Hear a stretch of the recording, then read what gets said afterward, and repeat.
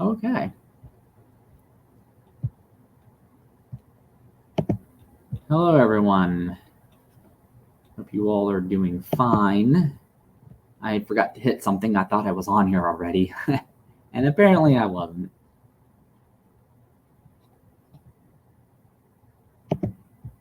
That is funny.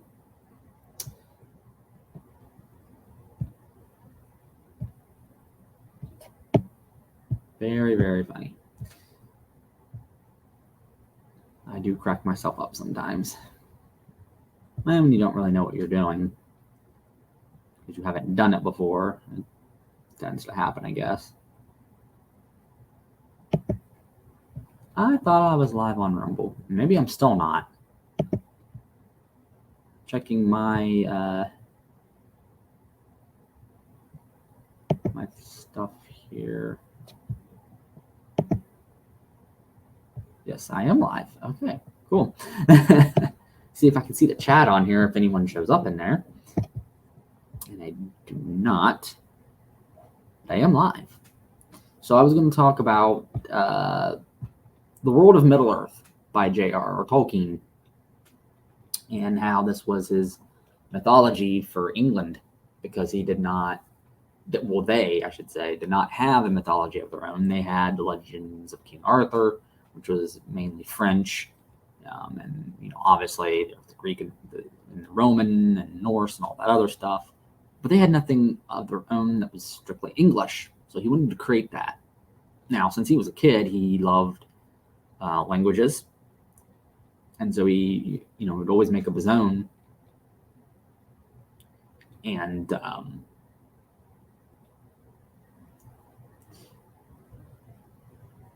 he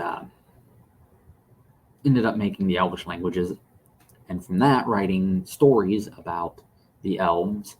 And of course, men obviously come into the story because you got to have humans somewhere, right?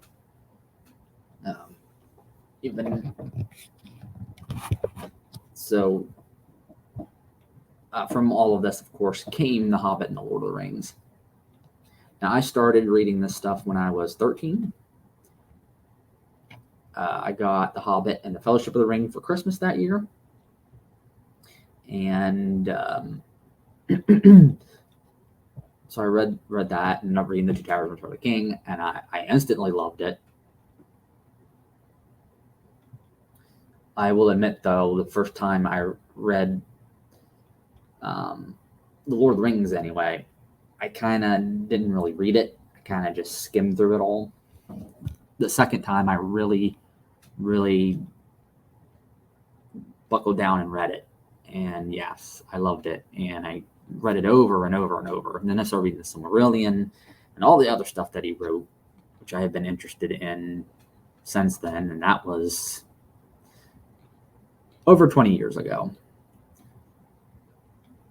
I know some people think I don't look like I'm 36 years old, but yes, I am.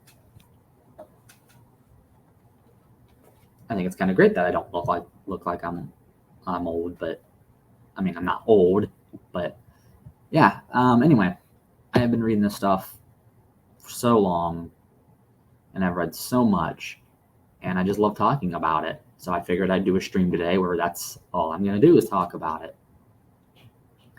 And I didn't realize till later that Lord of the Rings was always in my life. When I was a kid, my parents actually had the books sitting on a bookshelf. I remember the front covers to them, and that's it. I didn't really read them. And then, of course, we lost that and a bunch of other stuff through moving so much. And I know he'd once bought the Ralph Bakshi animated Lord of the Rings movie. And I didn't really watch it when he first bought it until years later. Right before I actually read the books, I watched it, and I love that movie. And of course, the Peter Jackson movies came out, and those are just awesome. Who doesn't love Peter Jackson Lord of the Rings films? I totally love them. And I will never stop reading that stuff.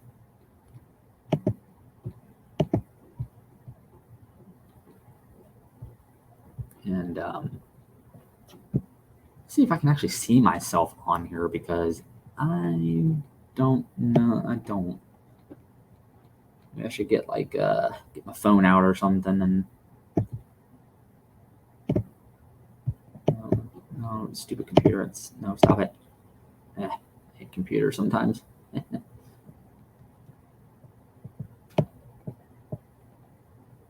Oh boy.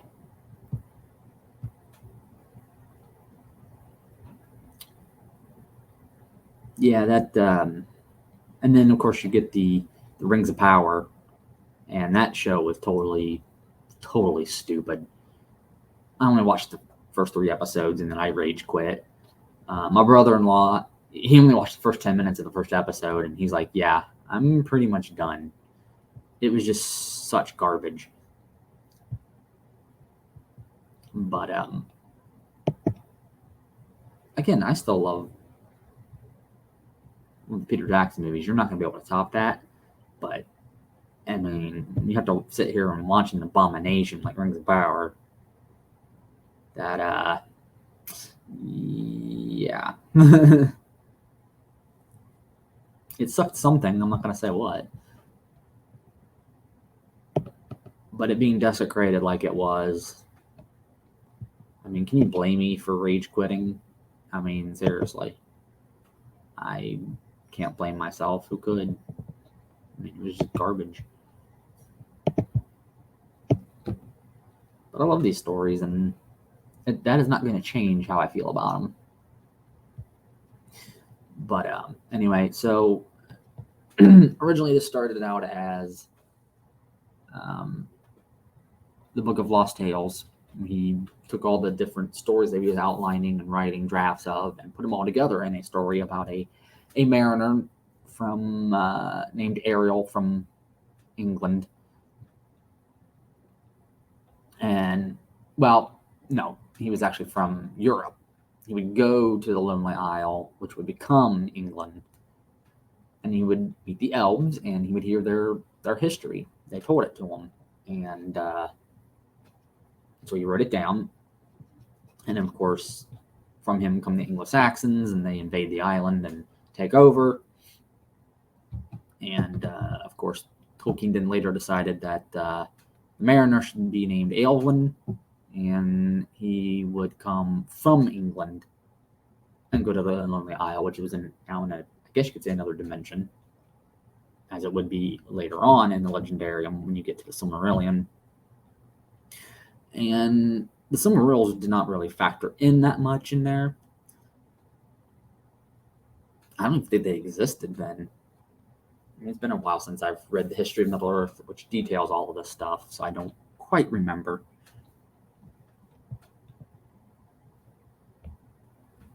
But oh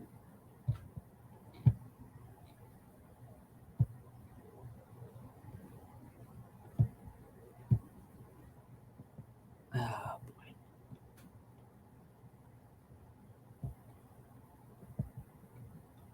You know, I wonder sometimes if I'm even doing any of this right, but I'm gonna assume that I am. All right, hold up 1 second. I got to go check something here because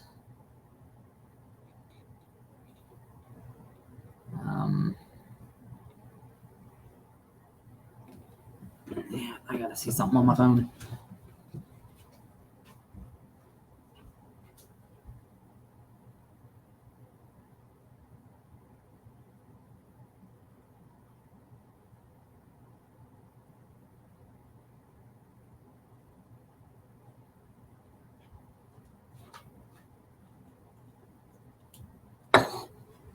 I'm gonna try to see if I can't see myself on here, but looking at Rumble on my laptop, I can't tell. So I gotta look on my phone, see what's going on there, just to make sure I am on.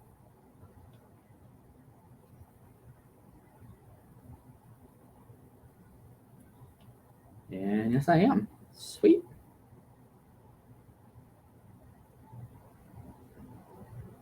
Yeah, I'm so new at everything, I have no idea.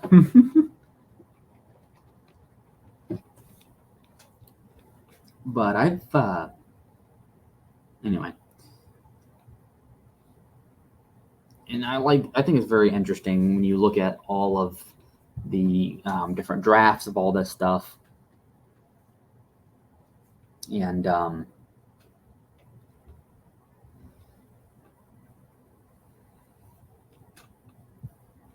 how it evolved over the years. And I have done videos on that on here about that,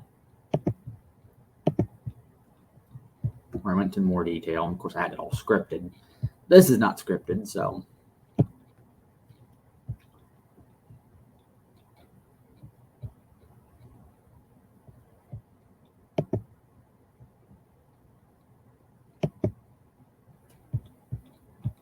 But anyway.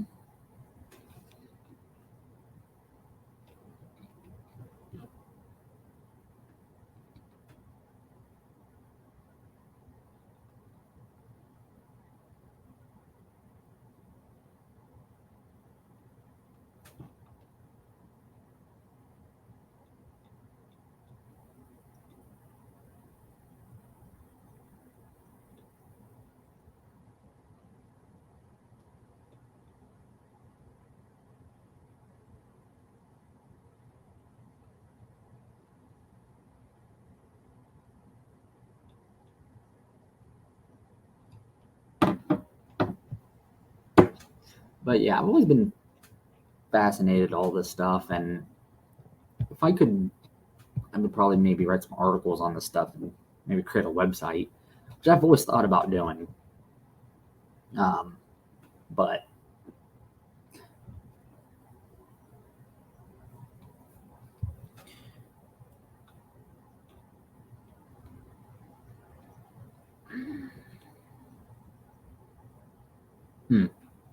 now I kind of lost my train of thought on this one.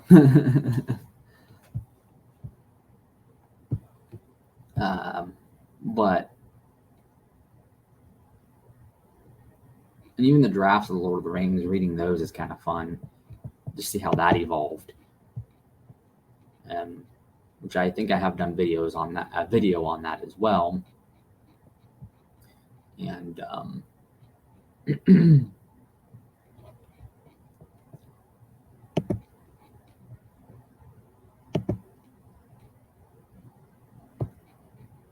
yes, that's me. One watching, yeah, that would be me. I'm watching myself. I mean, that's pretty much all you're doing when you're making videos and stuff, is talking to yourself, and people watch it, and I'm not really talking to anyone. Just kind of funny how that is, but I mean, when you think about it, when they're on TV, on like Fox and like MSNBC, on all those kind of Newsmax and all that stuff, the anchors are basically talking to themselves, talking to the camera, really. And but hey, but yeah, ever since I was 13, I've been reading this stuff, and it's always fascinated me, and it's inspired me to create my own stuff, which I have done. Actually, that's where my channel name Dragonbane actually comes from. Is a character that I created. I wanted to call him Dragon Slayer, but there were so many Dragon Slayers in books and movies and stuff. That is, I mean, Dragonbane's no different. It's just another way of saying it. But I don't know. I just think that's kind of funny. But yeah, so there was no mythology for England. He wanted to create one, and so he did. He created, all these great stories about elves, humans and dwarves, dragons, ents, hobbits. And the mind of this man, probably one of the smartest people that ever existed on this planet. Like, I can't think of anyone else. I mean, obviously there's others, but to do what he did, to create all this, nobody else could do that. There's people that have attempted to, but they don't quite get there. That's why I really don't read any fantasy really beyond Lord of the Rings. I've tried to read other fantasy, and I just can't get into it. I wish I could, because I'm sure there's some great stuff out there that people are making. But no one's going to compare it to Tolkien. And I don't think anyone's trying to be as good or better. You can't really compare one person to another. Everyone's different. But still, I am just so fascinated by the whole thing. But he did it, like I said, to give his country a mythology of their own. I mean, here in America, obviously, we have a mythology. I mean, you got the Native Americans, all the stuff they created, stuff that we brought over with us, of course. Which, again, England had stuff from other countries that were brought in. But it wasn't a mythology of their own. King Arthur, again, that's French, not English. And that's what he wanted, something that was purely English. Of course, in America, we also have all of our folklore, Paul Bunyan and all that stuff. But, England didn't have that. Well, they do now. And I think he kind of abandoned the idea of this being a mythology for England eventually. And in a way, you can kind of think of it as a world mythology, because the Lord of the Rings and the Silmarillion and all that takes place in the northwest of the Old World, which is Europe. The Old World, of course, is all of Middle-earth. And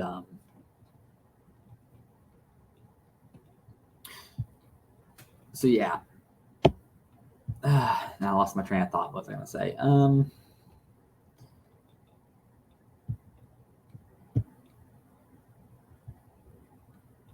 Let's see, mythology for England.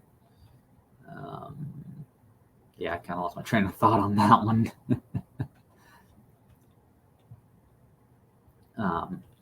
And it's kind of cool how he did that. His world is our world. It would become our world. And I could always imagine that the Fourth Age of Middle-earth being kind of like a transition period in between his world and our world. And this feels, it feels like it's real world. I mean, the level of depth and detail that he's gone into in this stuff, again, it's unprecedented.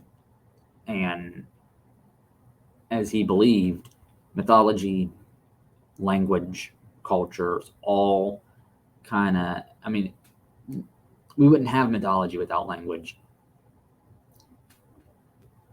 When you think about name meanings, what everyone's name means, like my name, Edward, is obviously it's guard of good fortune. And I can imagine there being a guy that was called that because maybe he guarded I don't know, I don't think good fortune entails riches or anything, but I don't have to think about that one. But obviously there's a meaning there. It meant something. You can go to anything that he created, like with the Elvish languages, and look at some of the names, like Feanor, Spirit of Fire. Well, he literally had a spirit of fire, and his mother died giving birth to him because his spirit within was just so hot, and he was a very hot-tempered person in the mythology. And of course, he was too prideful to give up the Silmarils to rekindle the light of the two trees. And he was greedy, and well, he ended up dying for it. Of course, he takes the elves to Middle-earth to recapture the Silmarils from Morgoth, the enemy. And, well, of course, that doesn't go well. Morgoth almost takes over the whole freaking Middle-earth. He could have probably wiped the elves out. But yeah, it's all very, very interesting. And I hope that there's other people out there that feel the same way that I do. I know there's a lot of fans of this stuff out there. And this stuff means something to us. And to see what, Amazon did with it is just sad. Quite frankly, it's just sad. It's awful. And as our great president once said, everything woke. turns to shit. Well, can you say that the man was wrong? Because I can't. He was 100% right. We've seen it time and time again. Star Wars, all kinds of stuff. But they want to get rid of tradition. We obviously want to preserve tradition. I'm going to say pervert, but that's kind of what Biden and all of them are doing is pervert. But whatever. But yeah. Nobody can do what this man, what J.R.R. Tolkien did, even though they've attempted to, like I've said. And yeah, I think I've said pretty much everything that I wanted to say on the subject. This is my only my second live stream, so obviously I'm not used to this. I will get better, I'm sure, over time. The videos that I make, I'm pretty proud of. I don't edit the videos. I'm not really technologically, I don't know what the word I'm looking for is, but me and technology don't go well together. I have a hard time figuring this stuff out, but I love it. Most of what's talked about, what was I going to say? If you haven't read the history of Middle Earth, if you've read The Lord of the Rings, The Hobbit, and The Silmarillion, I do highly recommend that.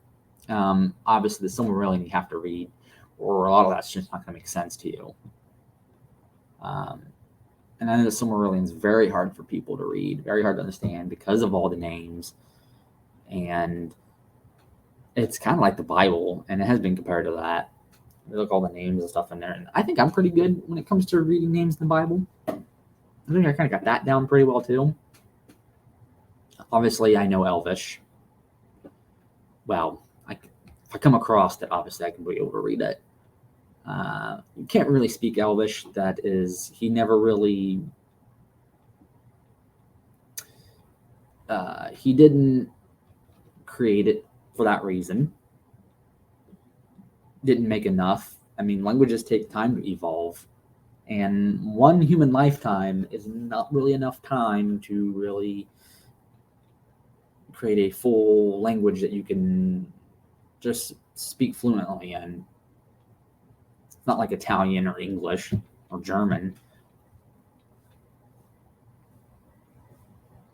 And yeah, when I first read the Silmarillion, all those names, I'm like, huh? What? What does this say? But the more you read it, and the more you study, like, the appendices in the back of Lord of the Rings, you begin to understand it a little bit more. So when you come across it, it's a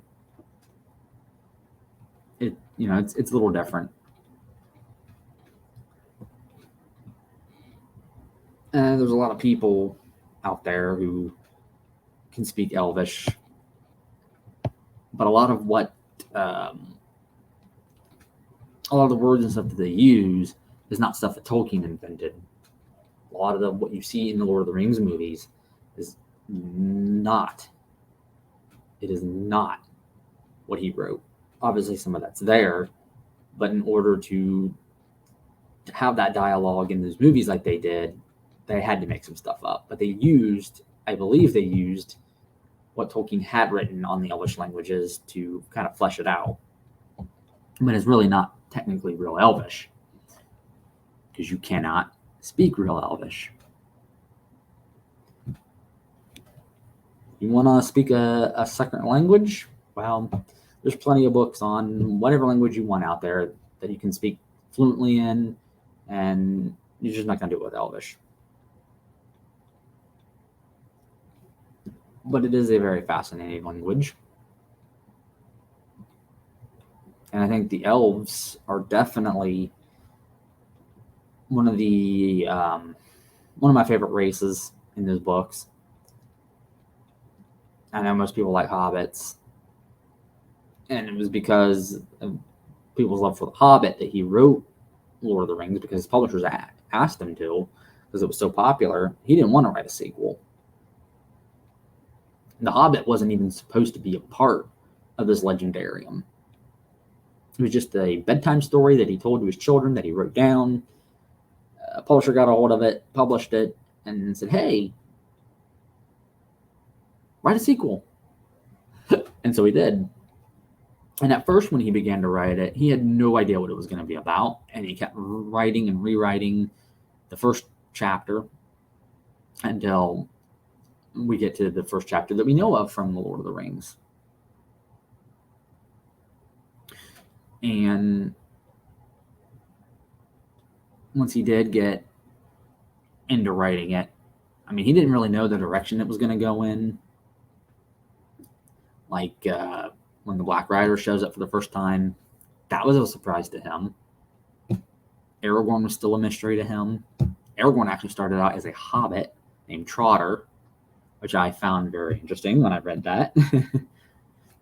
And Arwen doesn't come in until like towards the end, and so he had to go back and put her in an earlier part in the story. And this tale it grew and it grew and it grew.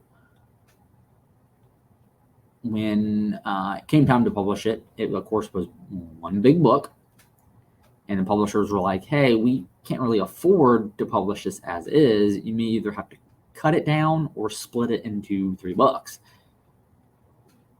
He was against that, and he wanted the Silmarillion to be published, and they said, no,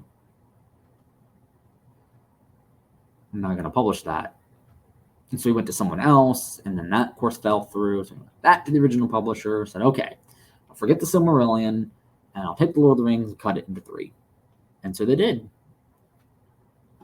When Peter Jackson went to go do the movies, he originally envisioned it as 2 movies, and then the studio's like, well, we just want 1 movie. So he went to New Line, and they're like, aren't there 3 books?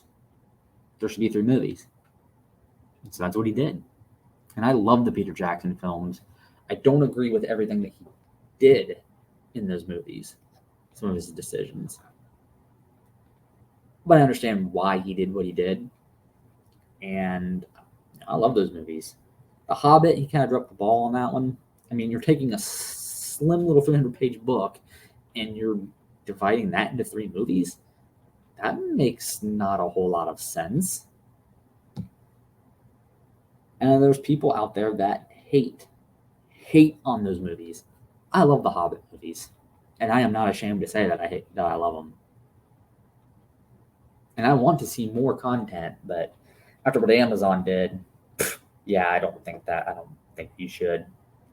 There should be no more content.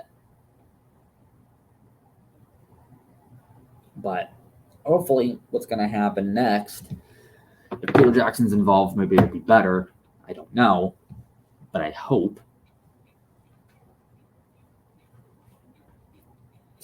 Now, at the same time that I read Lord of the Rings, I became a Christian, and it was really cool to find out that Tolkien was one too, and that Lord of the Rings is actually a Christian book. It also said it was a Catholic book, and I am not Catholic, but whatever. There's a lot of good Christian themes in these stories, and I did lay out in videos all the different themes that are in his, not just Lord of the Rings, but The Hobbit, The Silmarillion. And this stuff was really important to him. And I know Peter Jackson, when he did the movies, he wanted to put in Tolkien's themes in the movies. And they're clearly there. Maybe he might have added a little bit, and that's fine. The chapter Mount Doom is basically the Lord's Prayer. I mean, every line in the Lord's Prayer, pretty much every line is in there. Like, give us this day our daily bread, lead us not into temptation, deliver us from evil.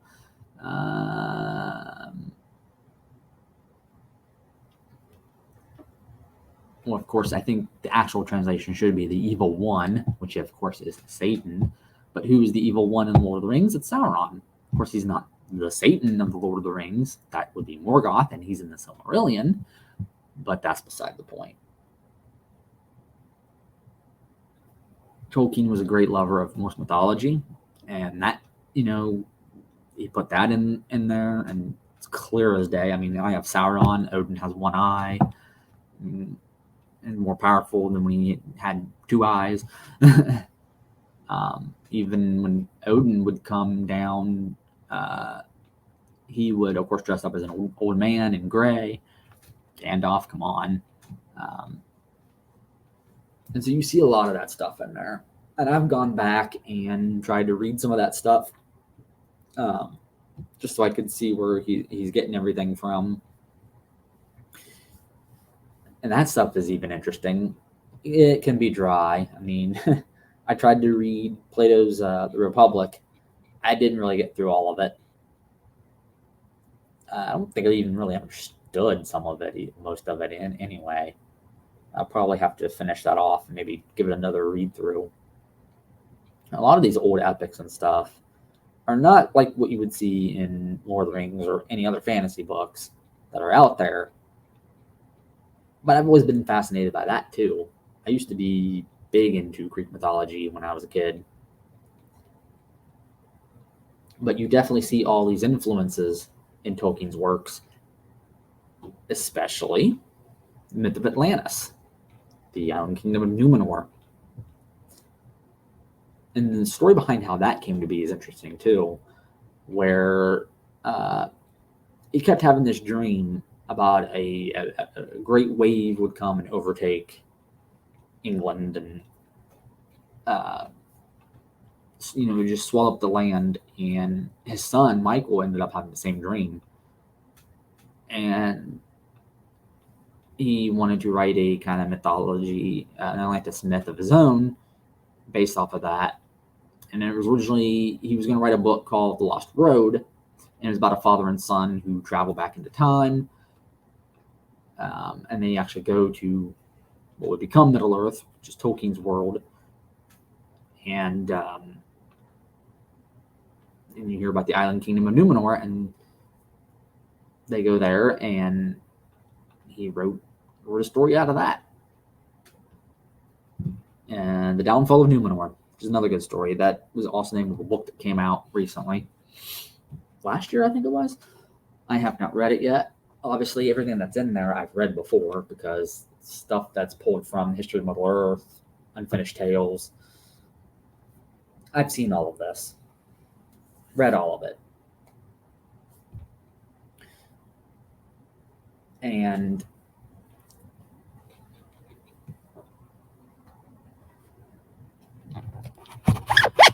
there's pretty much nothing that I haven't read. There's a lot of non-Middle-earth stuff that he wrote that I have not read. And I plan to. And there's a couple books that I read that I don't have copies of, that I need to get copies of. But I don't want to keep rereading the same stuff. It's like, okay, I've read this, I read that, I read that. It's in this book, it's in that book. I'm good. And I don't see how Amazon is going to be able to pull that off. I mean, obviously, the whole thing so far has been an abomination. So, yeah, we know they can't pull it off. So this is going to be garbage.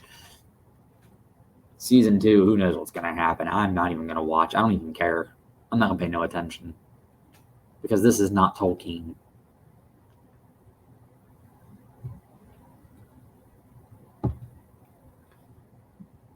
But, yeah. Like I said earlier, he wanted to create a mythology for England. Because they didn't have any of their own. And I think he did a great job with that.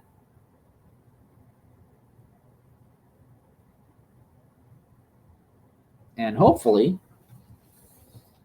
I can write more, which I have not been writing myself in a while, and I kind of need to, want to. But I'm just, not as creative as him or some of these other fantasy writers that are out there. And I do appreciate all of the authors that are out there and what they've done.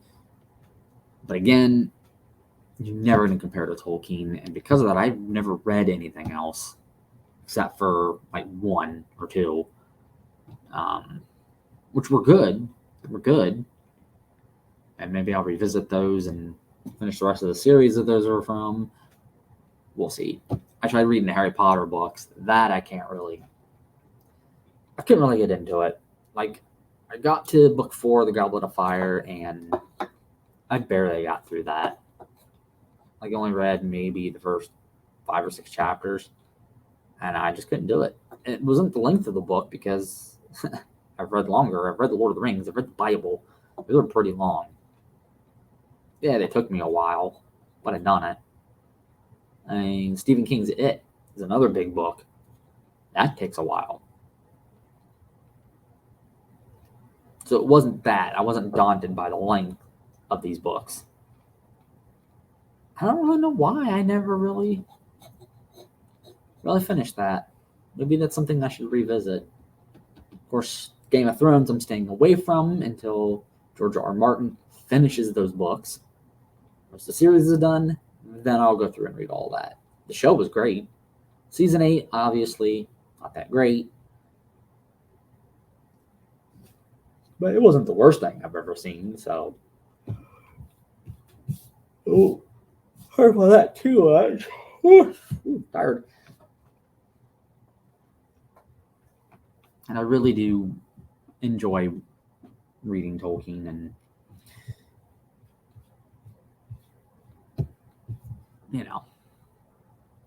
that's it there.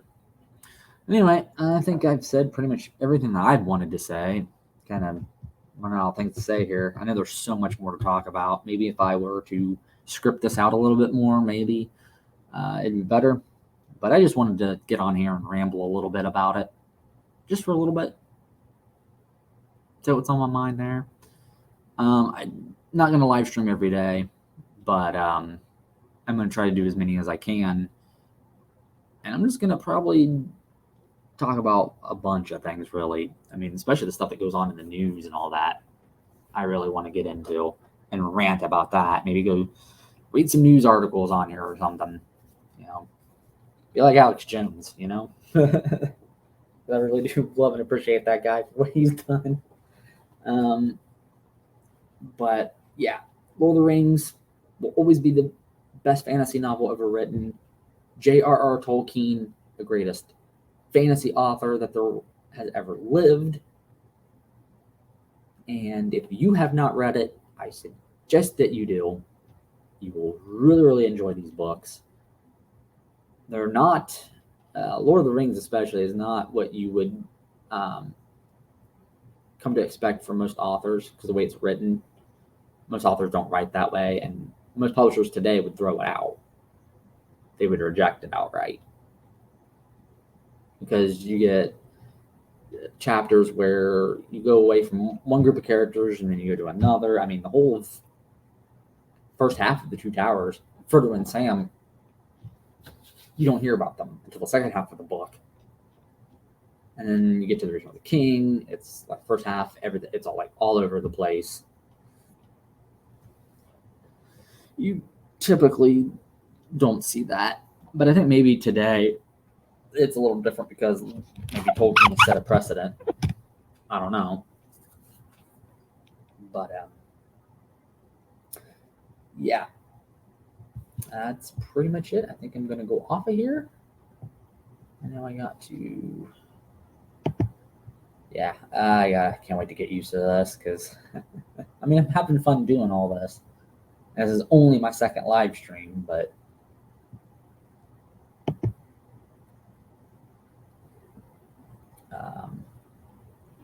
why does it say 10 views already when there's only 3 people on? That's weird. Oh, that was from this thing. Never mind. Anyway, what was I doing here? Alrighty. Hope you all have the good rest of your day.